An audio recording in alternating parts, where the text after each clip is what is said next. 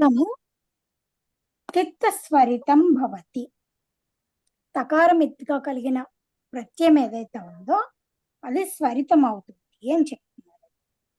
ఉదాహరణ చికీర్ష్యం, జిహీర్ష్యం, కార్యం, హార్యం ఇచ్చారండి.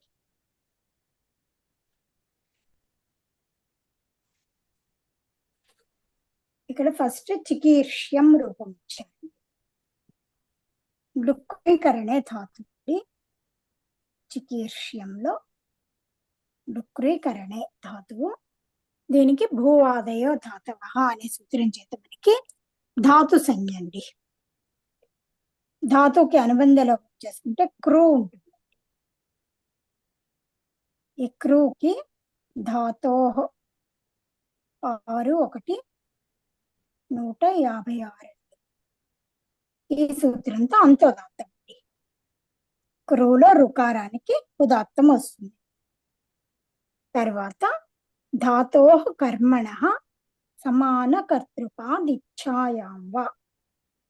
ధాతో కర్మణ సమాన కర్తృపాదిచ్ఛాయాం వా 3 1 7 అండి.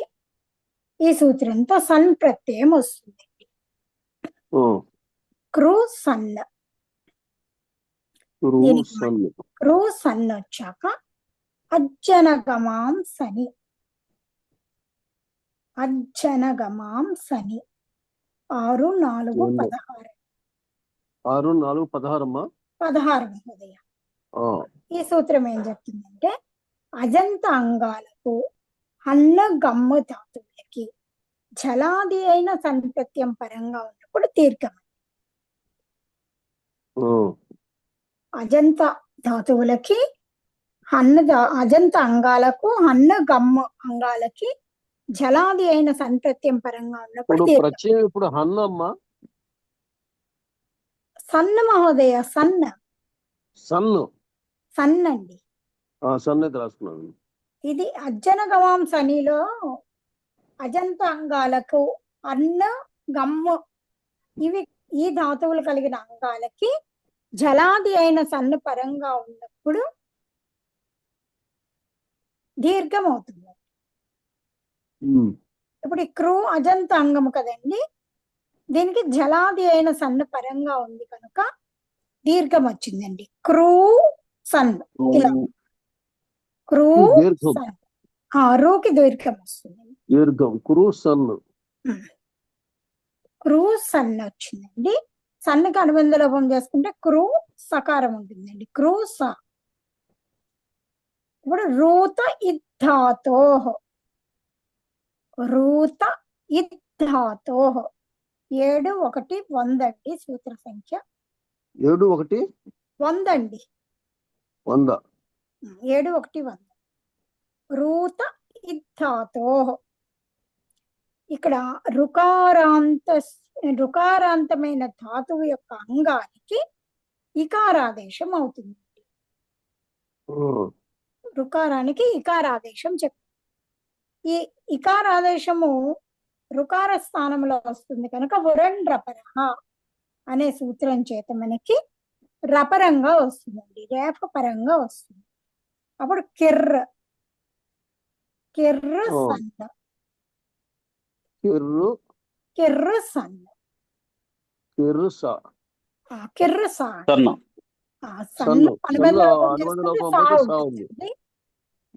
సా. ఇప్పుడు క్రూలో మనకి ఉదాత్తం ఉంది కదండి రుకారానికి. ఈ రుకార స్థానములోనే ఇకారాదేశం వచ్చింది కాబట్టి దానికి కూడా ఉదాత్తం వస్తుంది. కిర్లో ఇకారానికి కకారోత్తర ఇకారానికి ఉదాత్తం వస్తుంది. ఇప్పుడు మనకి పరంగా సా ఉంది. దీనికి సన్యంగోహో ఈ సూత్రంతో ద్విత్వం చేసుకుంటాం. సన్నంత యంగంత ధాతువుల యొక్క అనభ్యాసానికి ద్విత్వం అవుతుంది. అప్పుడు కిర్ర సా 6 1 9 అండి. సన్యంగోహో కిర్ర సా. దీనికి పూర్వోభ్యాస అనే సూత్రం చేత ఈ పూర్వంలో ఉన్న కిర్రకి అభ్యాస సంజ్ఞ. హలాది శేష. ఈ సూత్రంతో మనకి అభ్యాసంలో ఆది హల్లు ఉంటుందండి. తర్వాత ఎన్ని హల్లులు ఉన్నా కూడా లుప్యతే. అవి లోపం అయిపోతాయి. అప్పుడు లుప్యతే. పూర్వాభ్యాసం తర్వాత ఏంటమ్మా సూత్రం? హలాది శేష మహోదయ. 7 4 60 అండి. 7 4 60. హలాది శేష. అప్పుడు హలాది శేషతో ఈ రేఫకు లోపం అయిపోతే కి కిర్ సా ఉంటుంది. కి కిర్ సా. దీనికి కుహోస్. మహోదయ చెప్పండి. నెక్స్ట్ ఏంటమ్మా? కిర్సా. కిర్సా. కి కిర్ సా అండి. తర్వాత కుహోస్ చుహు అండి. కుహోస్ చుహు. 7 4 62 అండి. ఇదేం చెప్తుందంటే అభ్యాసంలో ఉన్న కవర్గ హకారాల స్థానంలో చవర్గ ఆదేశం చేస్తుంది. ఇక్కడ కవర్గ ఉంది కాబట్టి చవర్గ ఆదేశం అయితే కకార స్థానంలో చకారం వస్తుంది. చకారం వస్తుంది. తర్వాత హలిచ 8 2 77. చి కిర్ సా మహోదయ. కి కిర్ సా ఆల్రెడీ వచ్చింది కదమ్మా అది. చీ దీర్ఘం కాదు మహోదయ, హ్రస్వమే. ఓహో, ఇప్పుడు చి కిర్ సా కవర్గ స్థానంలో చవర్గ ఆదేశం. చవర్గ ఆదేశం వచ్చింది అంతే. కుహోస్ చుహు. కుహోస్. అప్పుడు చి కిర్ సా ఉంది కదా మహోదయ, దీనికి హలిచ. హలి మహోదయ. హలిచ 8 2 77 అండి సూత్రము. అల్లపరంగా ఉన్నప్పుడు రేఫ వకారాంత ధాతువుల యొక్క ఉపధాలో ఉన్న ఇక్కులకు దీర్ఘం. హల్లపరంగా ఉన్నప్పుడు రేఫ వకారాంత ధాతువుల యొక్క ఉపధా ఇక్కులకు దీర్ఘమండి. ఇప్పుడు మనకి ఇక్కడ సన్నులో సా హల్లే కదండి, ఇది పరంగా ఉంది. ఈ ధాతువు ఏంటి? రేఫాంత ధాతువు కిర్రులో. దీని ఉపధాలో ఉన్న ఇక్కుకి అంటే కకారోత్తర ఇకారానికి దీర్ఘం అవుతుందండి. ఎంత వదలాలమ్మా? ఎంత పేజీ వదులుతాలమ్మా? ఒక సగం పేజ్ అయితే సరే. అలాగే. అప్పుడు చెప్పండి.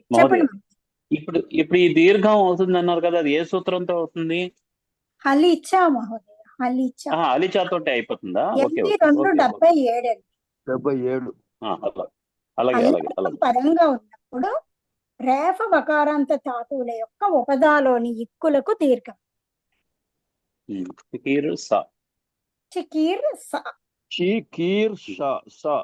సా ఉంది కదండి, దీనికి ఆదేశ ప్రత్యయో. అమ్మా ఇది నెక్స్ట్ రూపమా అమ్మ? చికీర్షా కాదండి, ఇదే ఇప్పుడు చెప్తున్న రూపమే అండి. ఆదేశ ప్రత్యయో 8 3 59. ఈ సూత్రం చేత మనకి ఇన్న ప్రత్యాహార వర్ణాలకు కవర్గకు పరంగా ఉన్న ఆదేశ సకారానికి లేదా ప్రత్యయ సకారానికి మూర్ధన్య ఆదేశం అవుతుందండి అపదాంతంలో. అప్పుడు చికీర్ష అవుతుందండి.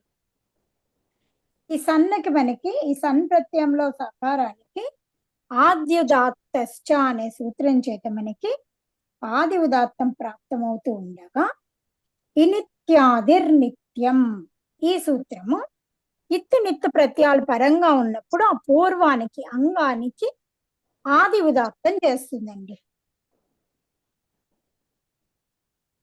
అప్పుడు చికీర్షలో చకారోత్తర ఇకారానికి ఉదాత్తం వస్తుంది.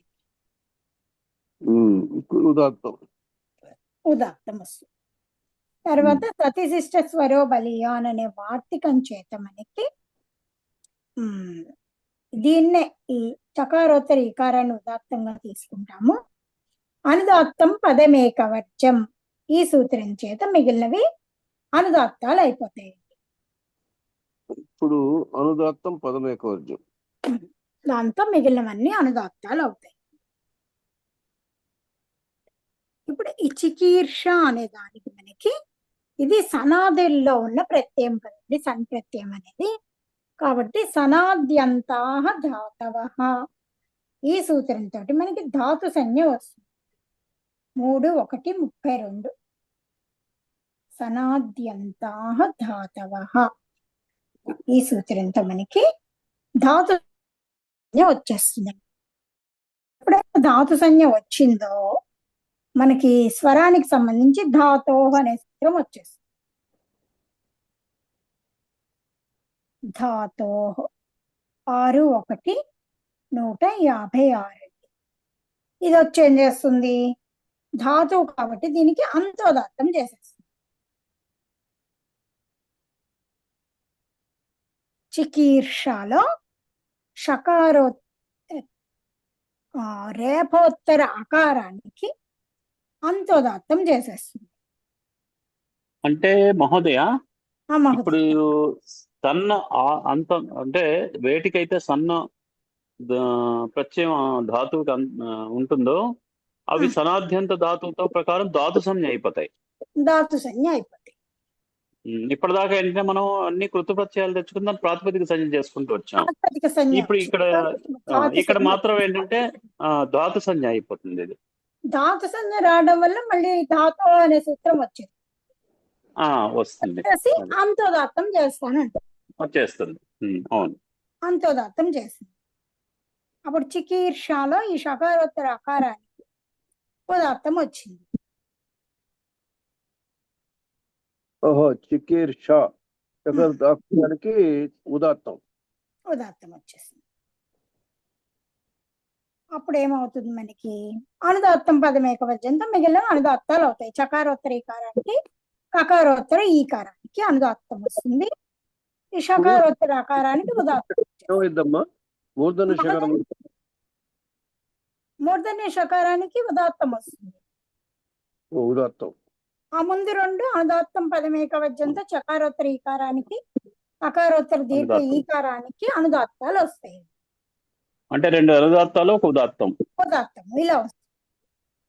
ఎందుకంటే మనకి ధాతు సంజ్ఞ రావడం వల్ల ఏంటంటే ధాతో అనే సూత్రం వచ్చి అంతోదాత్తం చేసేస్తుంది.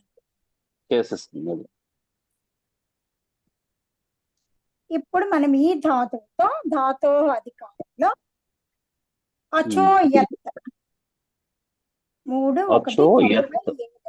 అవును, 3:1:97 మహా. ఓకే. అజంత ధాతువు కంటే పరంగా ఎత్ ప్రత్యయం తెచ్చుకుంటాం. ఉన్నది కదా, ఈ చి అనేది ఉదాత్తం అన్నారు. అవును మహోదయ. ఇప్పుడు మామూలుగా మనము ఇనిత్యాదర్ నిత్యం అనే సూత్రంతో తీసుకున్నప్పుడు ఏమైందంటే అండి, సన్న అనేది నిత్య ప్రత్యయం కాబట్టి ఆ అంగానికి ఆది ఉదాత్తం వచ్చేసిందండి. చకారోత్తర ఈకారానికి ఉదాత్తం వచ్చేసింది. తర్వాత మనం అనుదాత్తం పదమేకవచనంతో అనుదాత్తం చేసేస్తున్నాం. కాకపోతే ఈ చికీర్ష అనే శబ్దం ఏదైతే ఉందో ఇది సనాదుల్లో ఉన్న ప్రత్యయం కదండి, సన్ ప్రత్యయం. సనాద్యంత శబ్దం.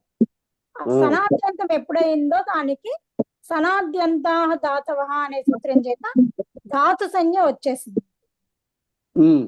ధాతు సంజ్ఞ రాగానే ధాతో అనే స్వర సూత్రం ఉంది కదండి, 6:1:150. ఏం చేసింది? ధాతువు కాబట్టి నేను అంతోదాత్తం చేస్తాను అని అంతోదాత్తం చేసేసింది. చేసింది. మళ్ళీ అనుదాత్తం పదమేకవచనంతో ఈ చకారోత్తర ఈకారానికి కకారోత్తర దీర్ఘ ఈకారానికి మనకి అనుదాత్తం వచ్చేసింది. అప్పుడు అనుదాత్తాలు ఉదాత్తము వచ్చింది. కకారోత్తర వచ్చి ఈకారానికి అనుదాత్తం వచ్చేసిందండి. అప్పుడు రెండు అనుదాత్తాలు ఒక ఉదాత్తము వచ్చింది. అవునమ్మా. ఇక్కడ మనం ధాతో అధికారంలో మళ్ళీ అచోయత్ 3:1:97 అండి. అజంత ధాతువులకు పరంగా ఎత్ ప్రత్యయం తెచ్చుకున్నాము. అప్పుడు చికీర్ష ఎత్ ఈ ఎత్ ఎప్పుడైతే వచ్చిందో దీనికి ఆద్యుదాత్తశ్చ అనే సూత్రం చేత ఆది ఉదాత్తం ప్రాప్తం కావాలండి. కానీ దాన్ని బాధిస్తూ తిత్ స్వరితం, ఇది తిత్ తకారం ఇత్తైన ప్రత్యయం కాబట్టి స్వరితం చేస్తుందండి. 6/1/179 అండి తిత్ స్వరితం. దీంతో స్వరితం చేస్తుంది. అప్పుడు యకారోత్తర ఆకారానికి, ఎత్తులో యకారోత్తర ఆకారానికి స్వరితం వస్తుంది. చికీర్ష యా ఉంది.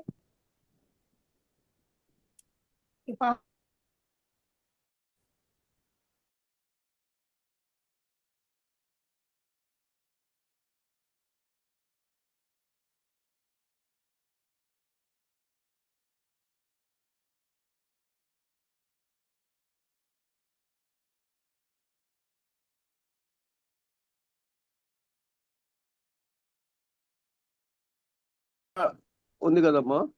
యా చికీర్ష అవుతుందండి. ఆ షకారంలో అకారానికి లోపం, అతో లోప అనే సూత్రంతో లోపం. లోపం అంటే అప్పుడు చికీర్ష చికీర్ష యా యత్. అవునండి. ఎత్ కీర్ష లోపం అయిపోతుందండి. యా ఒకటి ఉంటుంది. చికీర్ష యా ఉంటుంది. చికీర్ష.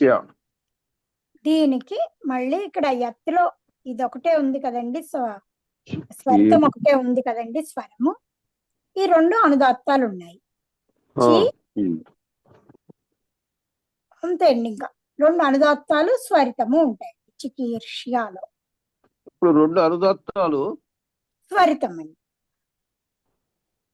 ఎత్తులో ఇప్పుడు మనకి స్వరితం వచ్చింది కదా మహోదయ, తిత్ స్వరితం అనే సూత్రం చేత ఎత్తులో యకారానికి, యకారోత్తర అకారానికి స్వరితం వచ్చింది కదండి.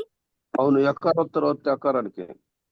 ఈ చకారోత్తర ఈకారానికి, కకారోత్తర ఈకారానికి ఇందాకే అనుదాత్తం ఉంది కదండి, అది అలాగే ఉంటుందండి. 2 అనుదాత్తాలు స్వరితము వస్తుంది. మహోదయ, మహోదయ చెప్పండి. ఇప్పుడు మనకి ఇందాకలా చికీర్ష వచ్చింది మనకి.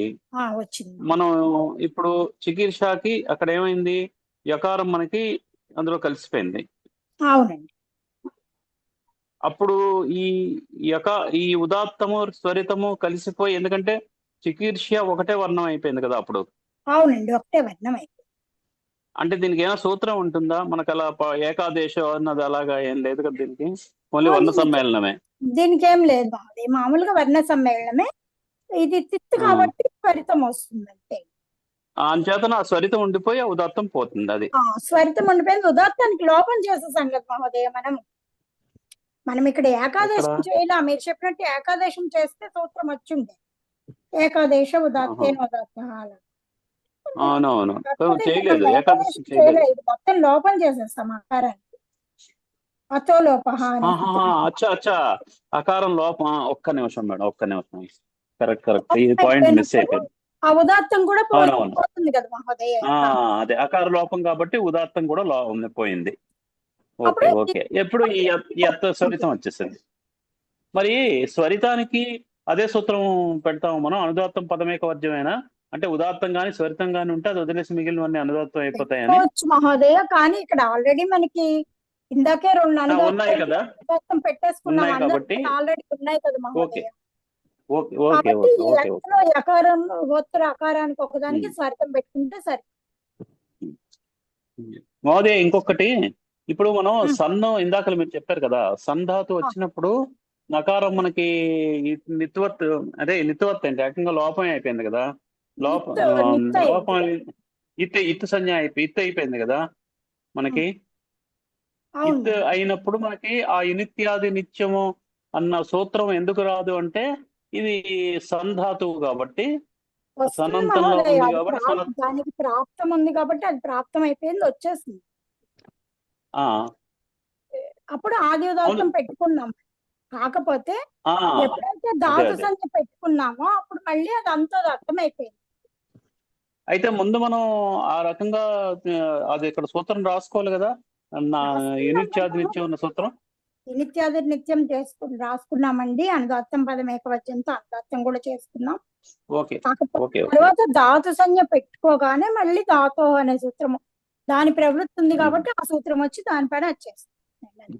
ఇప్పుడు ఈ నిత్యాధినిత్యం ఎక్కడ పెట్టుకున్నాం మనం? అంటే ఆదేశ ప్రత్యయం చేసుకున్న తర్వాత ముందా? చేసుకున్న తర్వాత ఆదేశ ప్రత్యయం చేసుకున్న తర్వాత అప్పుడు అది పెట్టు. రాసేసుకుంటాం అన్నమాట.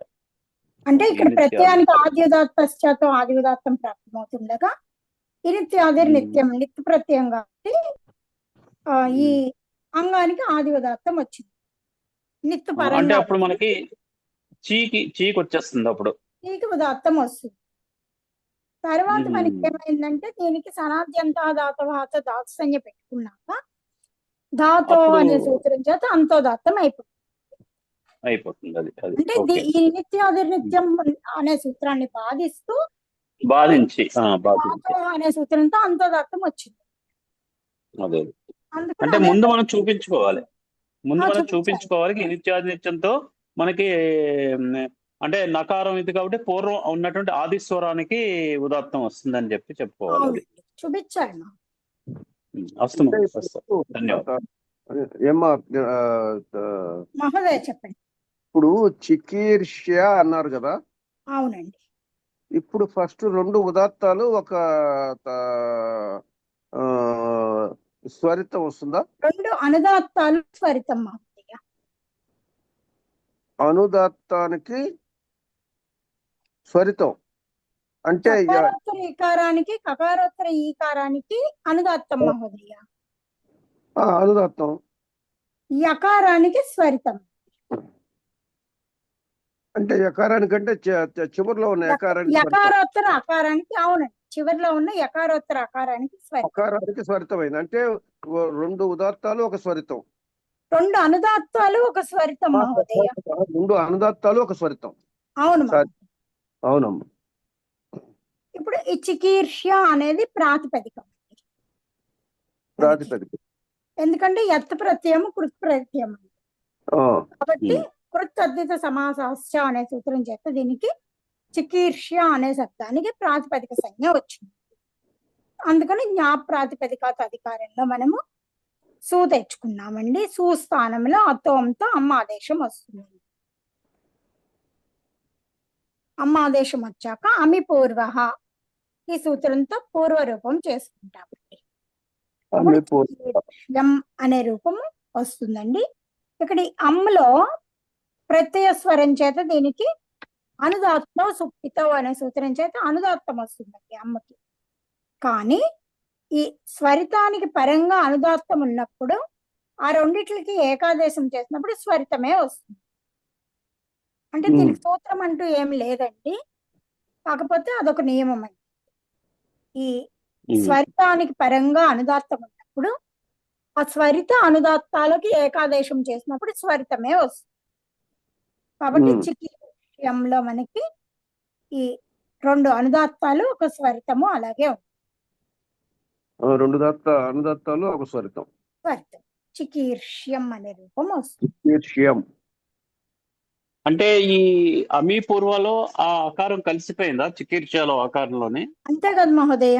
అక్వర్ణాలకు పరంగా అం ప్రత్యయం ఉన్నప్పుడు పూర్వపరాల స్థానంలో పూర్వ రూపం ఏకాదేశం. అది అమీ పూర్వ సూత్రం అది. సో అంచేత స్వరితం మనకు అలాగే ఉండిపోయింది. అందుకనే ఇంకా కొత్తగా ఎడిషన్ లేదు.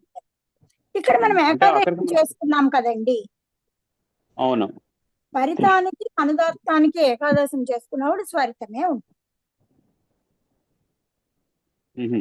స్వరితానికి అనుదాత్తానికి ఏకాదేశం చేసినప్పుడు స్వరితమే ఉంటుంది. ఓహో, ఇది మామూలు అంటే సూత్రం నియమం అంతే. సూత్రం ఏమి లేదు దీనికి. ఓకే. కాకపోతే అంటే ఇప్పుడు ఫైనల్ గా మనకి 2 ఉదాత్తాలు స్వరితం ఉంటుంది అంతే. స్వరితము ఉంటుంది. 2 అనుదాత్తాలు మహోదయ. 2 అనుదాత్తాలు స్వరితం ఉంటుంది. ఓకే. ధన్యవాదాలు. ఇలాగే హృహరణే ధాతుతో జిహీర్ష్యం అనే రూపం వస్తుంది. చికీర్ష్యం లాగే సేమ్ జిహీర్ష్యం హృహరణే ధాతుతో వస్తుంది. హృహరణే అండి. హృహరణే అండి. అండి హృ మహోదయ. హృ హకార కురు- రుకారాల కకార రుకారం. కురుయి హరణే అండి. హృయ్ హరణే. హరణే ఇది చెప్తున్నా మహోదయ. చెప్పండి. హృయ్ హరణే ధాతువు అండి. దీనికి భూవాదయో ధాతవహాత ధాతు సంజ్ఞ. అనుబంధ లోపాలు చేసుకున్నాక హృ ఉంటుంది. దీనికి ధాతో 6 1 150. కొంచెం నిదానంగా చెప్పరా? అలాగేనండి. నేను హృయ్ అప్పటి హరణే కూడా రాసుకోలేదమ్మా. రాసుకోండి. హృయ్ హరణే అండి. దీనికి భూవాదయో ధాతవహాత ధాతు సంజ్ఞ. అనుబంధ లోపాలు చేసుకున్నాక హృ ఉంటుంది. హృ ఉత్త రూ ఉందమ్మా. హురు. హృ మహోదయ. మహోదయ హకార రుకారాలండి. హురు. ఓకే. దీనికి ధాతో 6 1 156 అండి.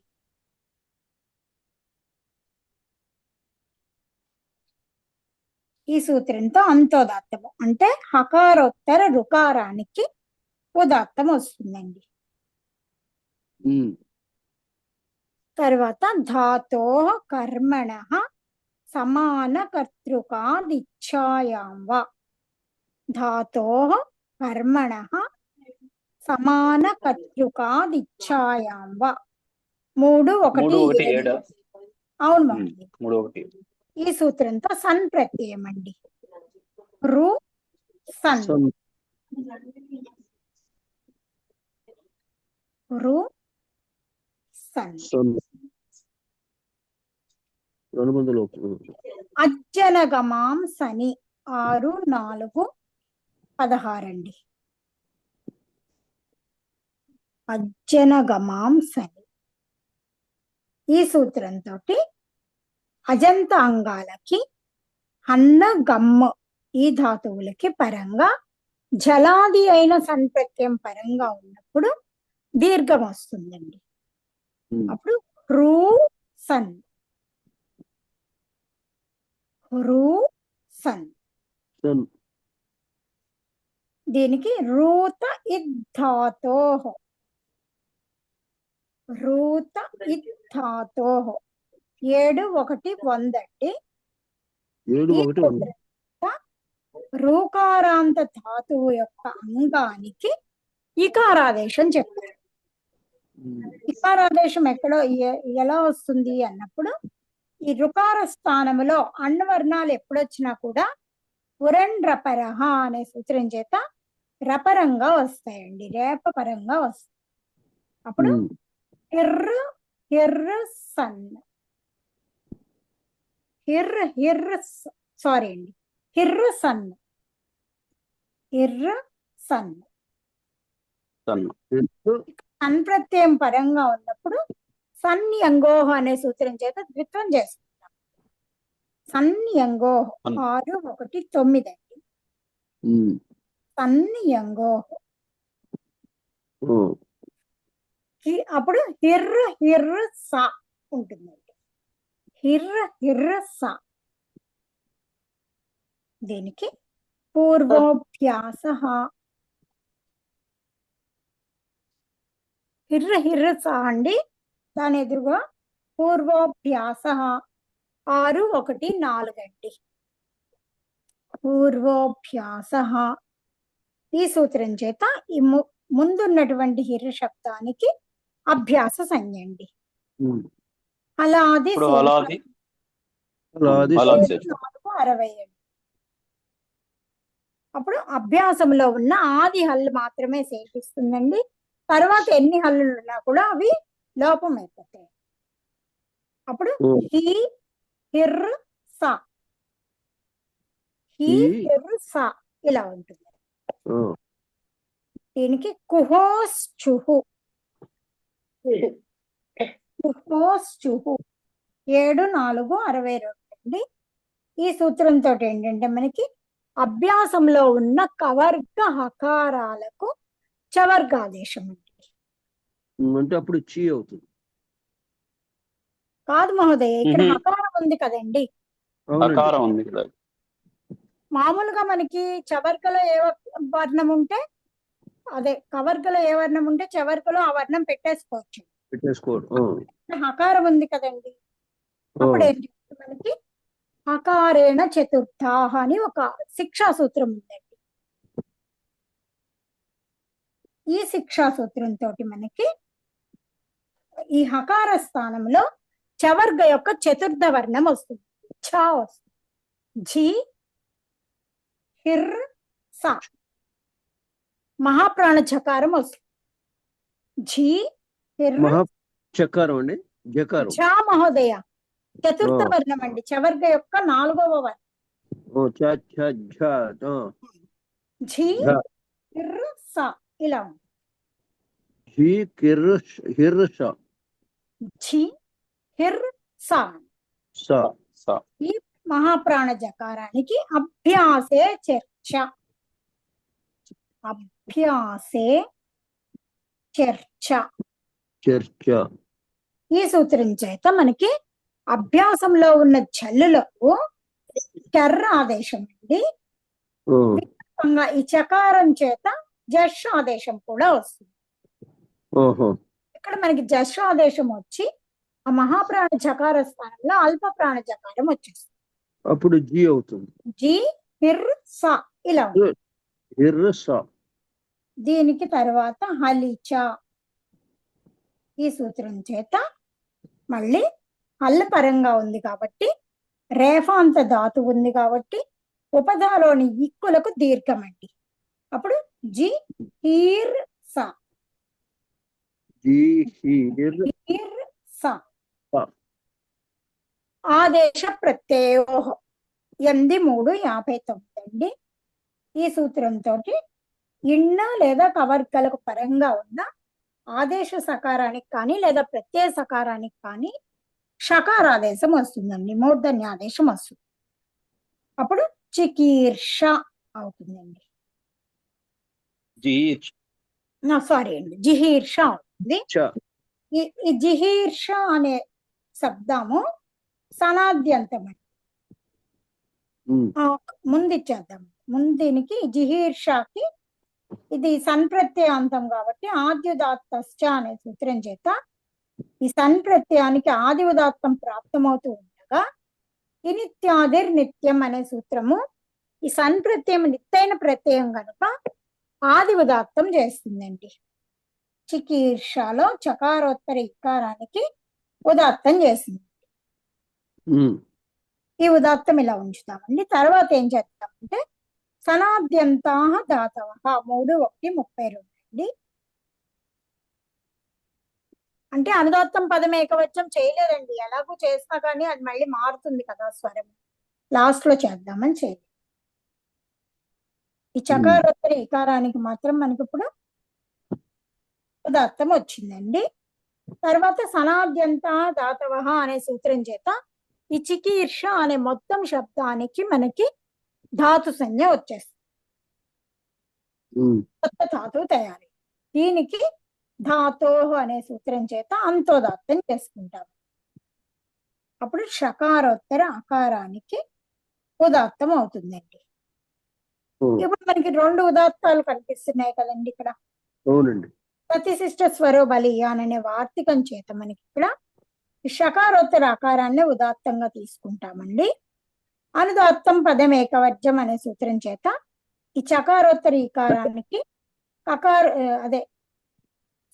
జకారోత్తర ఈకారానికి హకారోత్తర దీర్ఘ ఈకారానికి మనకి అనుదాత్తం వచ్చేస్తుందండి.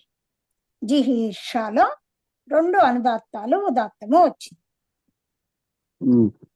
దీనికంటే పరంగా మళ్ళీ అచో యత్ అజంతమైన ధాతువు కంటే పరంగా యత్ ప్రత్యయం వస్తుంది.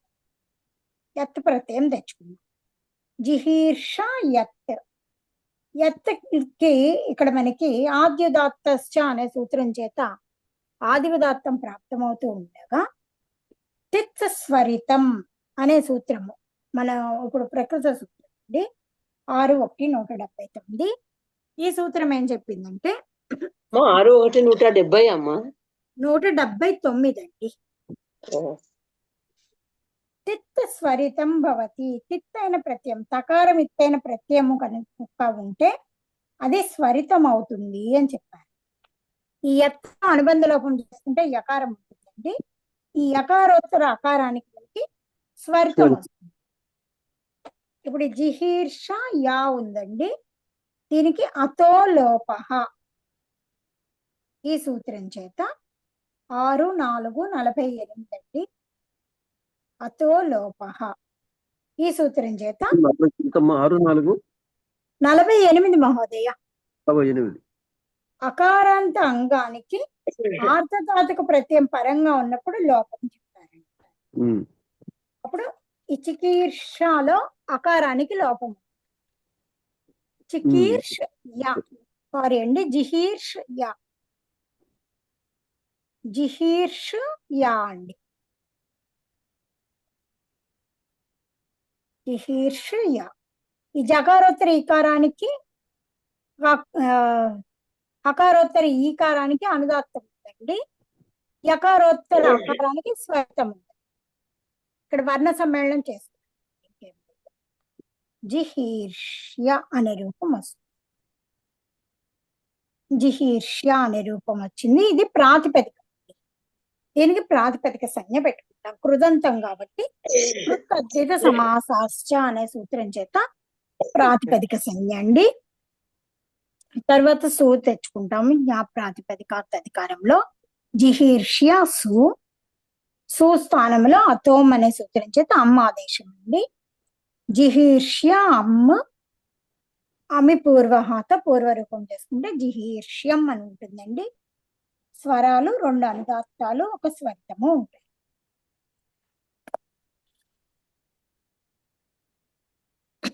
స్వరాలమ్మా ఇప్పుడు అనుదాత్తము స్వరితము మహోదయ.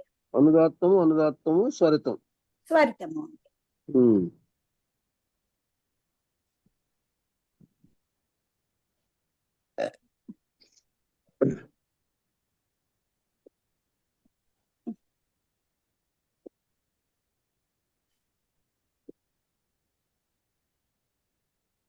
తర్వాత కార్యం అనే రూపం ఇచ్చారండి.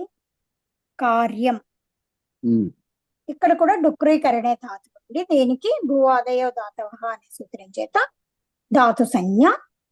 ధాతువుకు అనుబంధ లోపం చేసుకున్నాక క్రూ ఉంటుందండి. ఈ క్రూతో ధాతోహ అనే సూత్రం చేత 6×1=156 అండి. ఈ సూత్రంతో మనకి అంతోదాత్తం వస్తుందండి. క్రూకి కకారోత్తర రుకారానికి ఉదాత్తం వస్తుంది. తర్వాత రుహలోర్ నియత్ 3×1=124 అండి. రుహలోర్ నియత్ రువర్ణాంత లేదా హలంత ధాతువులకి నియత్ ప్రత్యయం వస్తుందండి పరంగా. అప్పుడు క్రూ నియత్. ఈ నియత్ ప్రత్యయానికి అనుబంధ లోపం చేసుకుంటే యకారం ఉంటుంది, యా ఉంటుంది. ఇక్కడ నిత్తైన ప్రత్యయం కనుక అచోల్నితి అనే సూత్రం చేత అజంత అంగానికి మనకి వృద్ధి వస్తుందండి, రుకారానికి వృద్ధి వస్తుంది.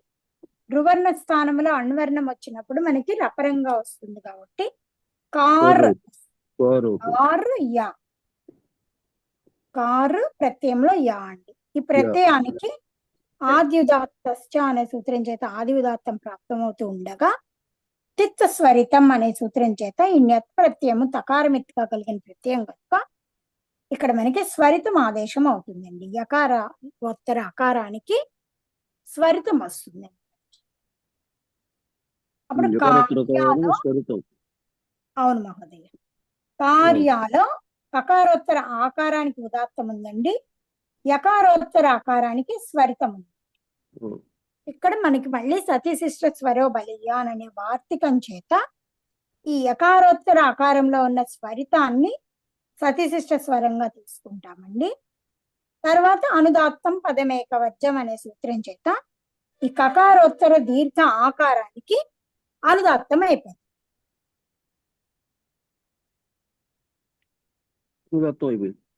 అనుదాత్తం అయిపోయింది.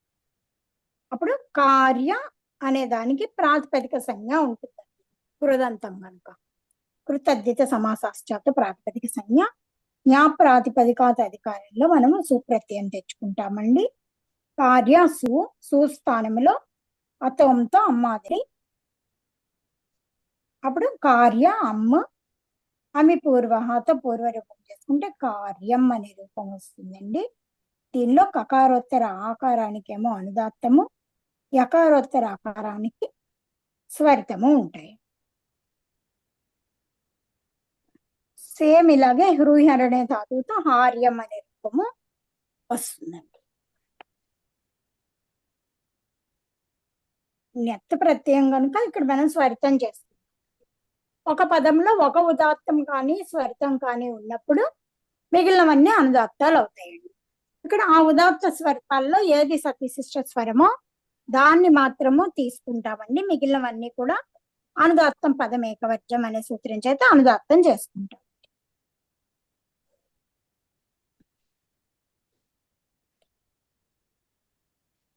అర్థమైందా మహోదయ?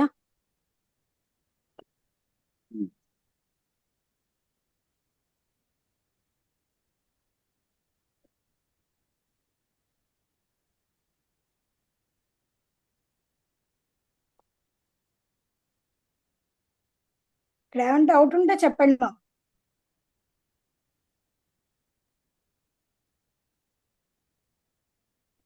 ఇక్కడ జిహీర్ష సు, తర్వాత అతోంతో జిహీర్ష అమ్మ, అమి తర్వాత పూర్వ అండి. అమి పూర్వ. పూర్వ రూపం చేసుకుంటే జిహీర్ష్యం అవుతుంది. ఓకే, నేను ఇంతవరకే రాసుకున్నాను. మా మధ్యలో వీళ్ళు ఎవరో వస్తే బయటికి వెళ్ళాను. తర్వాత చాలా ఉంది కదా మరి. ఆ తర్వాత ఇంకొక రూపం ఉందండి. కాదు కాదు, ఇప్పుడు మీరు చెప్పిన దాంట్లో మా జీర్ష్యం నుంచి సూత్రాలమ్మా ఇంకా ఆ మధ్యలో ఇంకా ఉన్నాయేమో అండి. మరి మీరు ఎంతవరకు రాశారో నాకు తెలియదు కదండి. అమి పూర్వ హృదయం అతోము అమి పూర్వ వర్గము అంతే అండి, అయిపోయిందండి. దాంతో ఆ రూపం అయిపోయింది. తర్వాత ఇంకొక రూపం కార్యం అనే రూపం చెప్పారు. అమ్మ నంబర్ ఎంతమ్మా ఇది? 6-1-179 అమ్మ. అవునండి, 6-1-179లో ఉదాహరణలు. అవునండి. ఓకే, ఉదాహరణలలో రేపు కార్యం హెడ్డింగ్ పెట్టుకోవాలమ్మా. అది అయిపోయింది మేడం, అయిపోయిందండి ఇప్పుడు. ఓ, అర్థమైందా మహోదయ? ఏమైనా డౌట్స్ ఉన్నాయి ఒకసారి చూడండి మహోదయ. ఏమైనా డౌట్స్ ఉంటే కనుక రేపు మళ్ళీ చెప్పుకుందాం.